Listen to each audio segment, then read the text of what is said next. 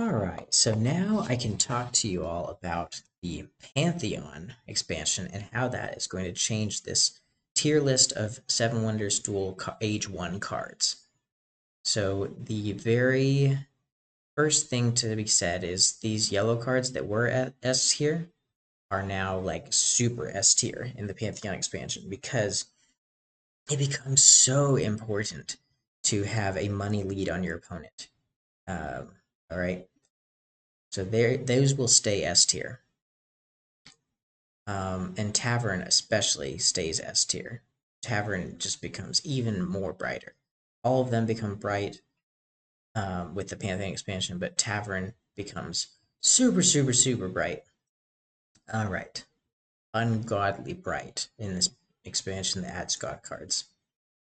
Next up, we have the gray cards. So gray cards, you want to put those probably a lot lower.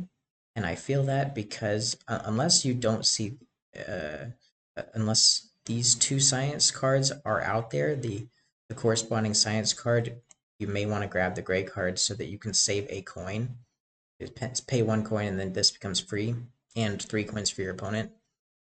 It's also something to be said, gray cards allow you to build your wonders a little bit easier, but it may be better to take a yellow card and get 3 coins from these.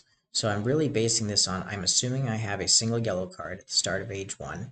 I just grab one real quick. Maybe there were 2 out there, each of you have one. So now you need to analyze the rest of the cards, and would it be better for me to get 3 coins from it so that I have coins going into the shootout of age 2 where you have this structure of H2 cards on the side, but then your main focus is those God cards. Yeah, you're going to want to have 8 coins or more in there. And so you may want to consider discarding some of these cards. Definitely, these ones become discarded. So each of these is 3 coins each, maybe even more if you have more yellow cards. But we're just assuming you're getting 3 coins per discard. Would I rather 3 coins, or would I rather saving 2 coins to build a science? I'd rather 3 coins, build the science for 2 coins, and gain a coin out of that transaction. So one method gives you 1 extra coin. The other method misses you out on a coin. And that's only to be said with one step. In future steps, yes, you are right. It is better to have the gray cards. And what I mean by future steps is future cards taken. So on the one hand, you pay 2 coins or you make it free. And so get 3 coins and pay 2 coins or get it free. So this one with this one. But then in the future, again and again and again and again and again down the road, you keep needing to pay a coin or 2 coins for every single time you're missing a glass. Then it becomes like, okay, fine, I should have grabbed the glass. But that's later on down the line. The first things you need to be thinking about are, 1, that science card, and then 2, the big god cards that are going to come out. And you really need the coin advantage with those god cards. You can't be even bleeding 1 coin. And so that's why I say these brown cards that cost a coin, discard them and hope that you find the reserve for those, or hope that you get Caravanserai in the next age, or hope you get any number of yellow cards in age 2 so that you can discard a bunch of cards the rest of the game and go all in on science, because that's what we're looking at here.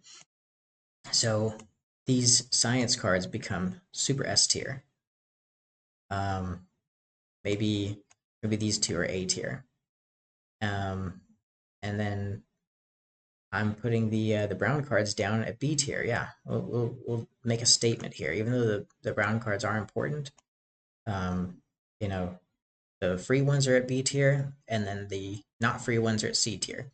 So now we have the ranking, and I feel a lot more confident with how this list looks because I'm a Pantheon expert. I'm not a master yet, but I'm an expert according to the Board Game Arena's ELO. And I can just tell you, this is how I got there. Is I've just focused on getting yellow cards and green cards. And that's a huge combo. If your opponent is worried about these cards down here, they're going to lose the game in the Pantheon expansion. So Now you know the secret. All you got to do in Age 1 is grab these and convince your opponent that these are the most important. You can trick them and make them think, oh man, they grabbed a stone. Maybe ground cards are important. I'll grab a clay. Do that, right? Like if you can convince them of that. Now we'll kind of look at the different ones. So, first important, second important, third important, fourth important, still true. Fifth, sixth. The reason why I put this guy above this guy is because this guy makes it so you never need clay the rest of your science strategy. That's a pretty cool one to grab. This guy makes it so you'll never need, I think it's either papyrus or glass in the next stage. Let's look, let's peek. We're gonna sneak it, a little sneak peek into Age 2, what Age 2 cards cost. And so let's see. Okay, so that one saves on a glass. All right. And then if you take the one that costs papyrus, then you won't need two glass later. If you're going for like if you needed that symbol, pick one papyrus or two glass, or pick one glass or two papyrus for these two. So good thing to think about where the resources go, but a little bit less important. That's like your top level player. You're gonna think about maximizing onesie twosie coins, but ultimately you should try to be discarding a bunch in Age 1 and have just 8 or more coins going into Age 2, and you will win the game.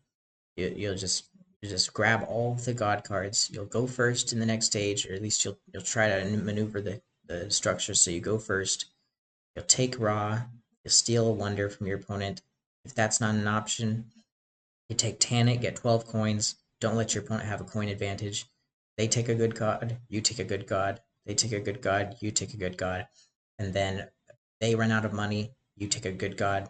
They discard a card, you take a god. You get the point. Like you end up just taking all of the gods, which are like better than wonders, and then you end up just winning the game that way, taking all the advantages there. And you were able to do that because you had the coins to do it. All right, so that is the tier list for Age 1. Hopefully you all enjoyed it, and thank you so much for watching.